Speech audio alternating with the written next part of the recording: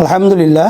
চরমোনাই বরিশাল সদর থানার একটা ইউনিয়নের নাম। এই চরমোনাই চতুর্পাশে নদী, মাঝখানে বলতে গেলে একটা দ্বীপের মতোই। আল্লাহ রাব্বুল আলামিন চরমোনাইকে শুধু বাংলাদেশ নয়, তামাম দুনিয়ার মধ্যে প্রশংসা সহকারে আল্লাহ পরিচয় ঘটিয়ে দিয়েছেন। আমাদের চরমোনাইতে এরা সাংবাদিক সহ বিভিন্ন মানুষের মন্তব্য হলো যে এখানেও আলহামদুলিল্লাহ ওইভাবে উল্লেখযোগ্য মুসলমানরা এখানে জমায়েত হয়।